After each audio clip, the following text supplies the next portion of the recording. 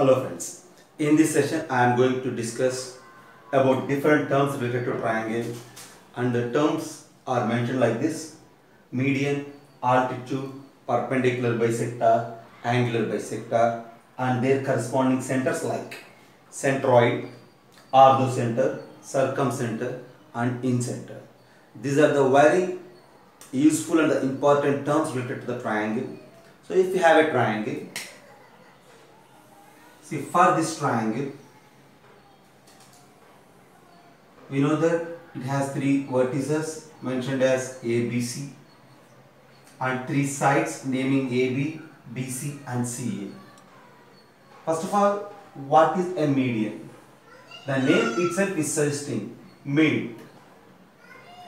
The line segment joining a vertex to the midpoint of opposite side is usually mentioned as median of a triangle.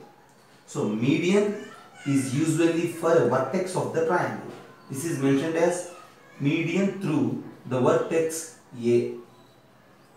So median through vertex A is the line segment joining vertex to the midpoint of opposite side. See, in a triangle there are three vertices and three sides. This is one median joining vertex A to the midpoint of BC. And if you join vertex B to the midpoint of AC, this is another median. Since this N is the midpoint of this AC, the lengths of NC and AN are equal, so I am indicating like this. So the line joining this B to N is another median. In the same way, for the side AB also, we have another midpoint P. If you mention this P as the midpoint of AB and joining of P to vertex C, opposite vertex, is another median.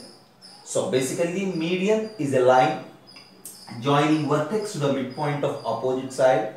Since there are three vertices and three sides, there exists three medians in a triangle, and here I name out those three medians as AM, BN and CP. These three medians are intersecting at one particular point, right? See, this point is mentioned as the point of concurrency of these three medians, and that point of concurrency is mentioned as centroid of the triangle. Okay, so what is the centroid of the triangle? Point of concurrency of three medians of a triangle is mentioned as centroid of the triangle, and usually that centroid is indicated by the letter G, right? So this is the centroid, right? See, this point is the centroid. Mathematically, its definition is the point of concurrency of the three medians of a triangle. And what is a median? Median is the line segment joining a vertex to the midpoint of opposite side. Alright, right? But when coming to the practical usage of this, practical thing about this centroid, this point is the centroid is the point where the complete mass of this triangle is located at that point. See, this is the usually center of gravity point of this triangle. Since it is the center of gravity point of the triangle, this is indicated by the letter G, right? So usually in physics we come across with the term related to with the term mentioned as center of mass. That means a point for an object where its complete mass is concentrated.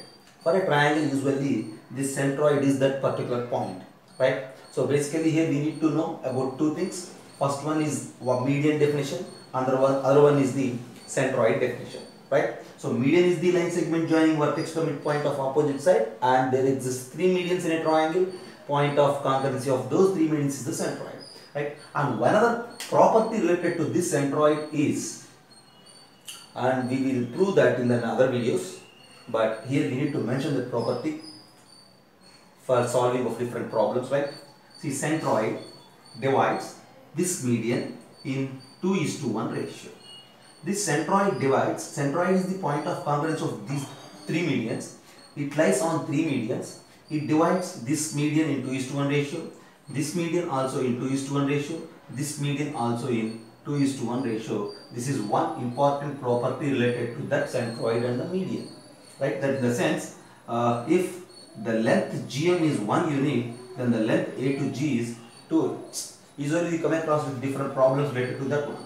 If anybody mentioned that the length of the median AM is equals to, right, some 18 units. If AM is 18 units, then what you say about GM? This GM is 1 out of 3 parts, so you need to divide it with 3, and the length of GM is 6 units as well as the length of AC is 12 units, right? So we need to memorize the property related to the centroid, that centroid divides median in the ratio 2:1, that too from vertex to the side, right? So this is 2 and this is 1. Okay, don't get confused related to that. This has 2, this has 1. The actual ratio is from vertex to the side. Okay, so this is about median and centroid. After that, we need to go with the altitude and if you have a triangle ABC, so 3 sides, 3 vertices and 3 angles, and for this triangle the line from a vertex to the opposite side perpendicular to it is mentioned as altitude or height of the triangle. So if the triangle is ABC and this line segment AD is from vertex to the opposite side perpendicular to the top. So altitude is mentioned as a line joining vertex to the opposite side perpendicular to the opposite side is called the altitude of the triangle. Since we have 3 vertices and 3 sides, we can make 3 altitudes. This is one altitude, and from vertex B also we can draw another altitude, a line from vertex B to the AC perpendicular to AC, as well as a line from vertex C to AB and perpendicular to AB. This perpendicularity is the main feature of this altitude. Altitude is usually mentioned as height also. Altitude or height both are same, right? The definition of that altitude or height is nothing but line joining a vertex to the opposite side perpendicular to the opposite side. We have 3 altitudes in a triangle, and these 3 altitudes will meet at a point. The point of concurrency of these 3 altitudes is mentioned as orthocenter. The point of concurrency of 3 altitudes of a triangle will meet at orthocenter, and this orthocenter is usually denoted by the letter H or O, right? Since these altitudes are also mentioned as heights, related to that height we are using H to denote orthocenter, and whereas orthic is nothing but perpendicular or altitude. The meaning of orthic is nothing but perpendicular or altitude. By the term orthic, we mention this center as orthocenter, and we denote that center by the letter O, right? So basically here we need to memorize 2 things. One thing is altitude and the other thing is orthocenter. Altitude is a line segment from vertex to the opposite side and perpendicular to the opposite side. There exist 3 altitudes in a triangle, and those 3 altitudes will meet at a point. That point is mentioned as orthocenter, right? And see, this altitude is also for a vertex. We also mentioned that altitude through vertex A. Okay, median is for a vertex. Altitude is also for a vertex. But whereas coming to perpendicular bisector, it is not for a vertex. It is meant for a side. So now we are going to discuss about perpendicular bisector. If you have a triangle,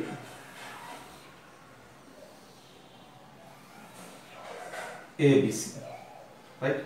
I need to draw a perpendicular bisector. As I mentioned, perpendicular bisector is mentioned for a side. You may say it as BC or AB or AC or like that. Perpendicular bisector for a side AC. Perpendicular bisector.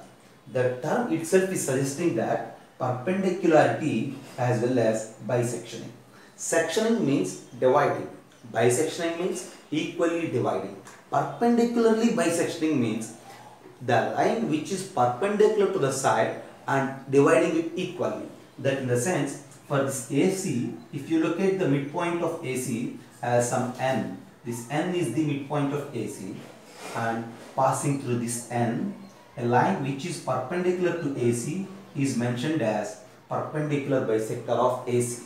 Perpendicular to AC as well as passing through the midpoint of AC is called perpendicular bisector of AC.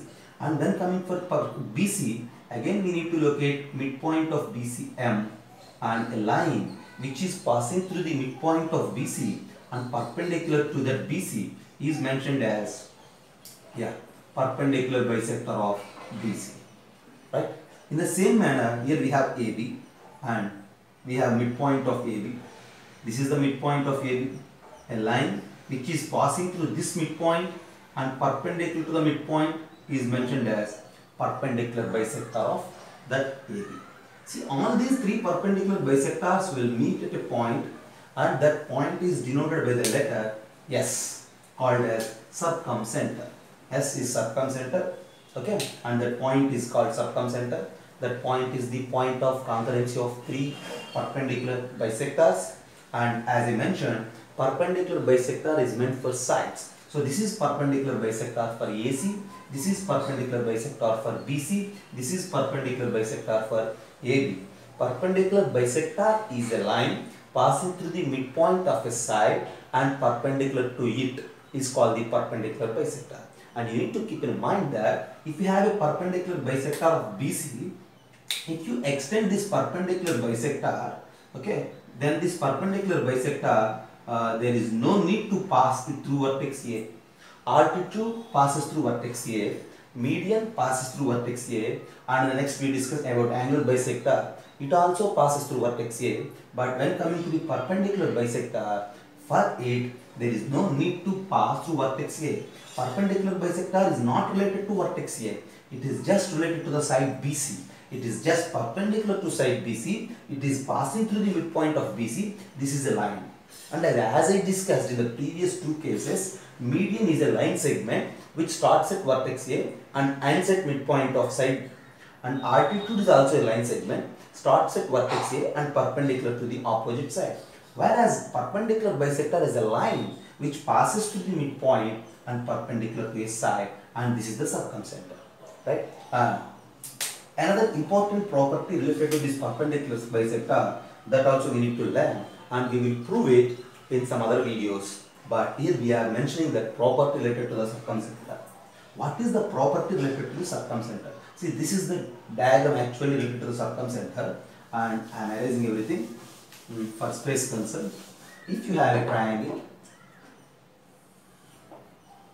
as ABC, and after drawing three perpendicular bisectors and locating its point of concurrency as circumcenter, okay, with some congruency proofs.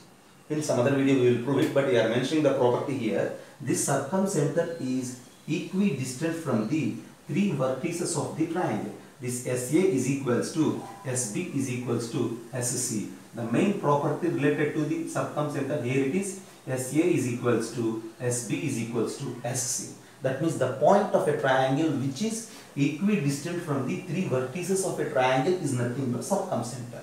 And since these are all equal, and if you take this point as center and this equal distance as some radius, usually we use capital R, with this capital R as radius and this S as the center, if you draw a circle, that circle will surely passes through the three vertices of a triangle, and this circle is called circumcircle, and that radius is also mentioned as circumradius. So here we need to memorize that circumcircle is a circle passing through three vertices, and we can draw it by taking circumcenter as center and with this equal distance SA, SB, SC as radius. That radius is mentioned as circumradius, circumcenter, circumcircle, and that circumcenter is located as a point of concurrency of three perpendicular bisectors. So here we need to keep in mind not only about the perpendicular bisector and circumcenter,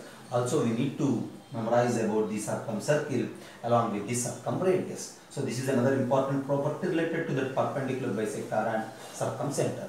And the next thing is about angular bisector and insector.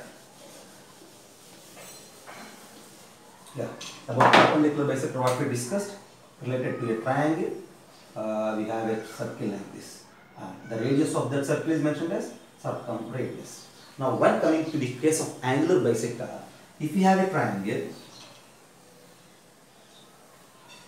if you have a triangle, there exist three angles, angle A, angle B and angle C.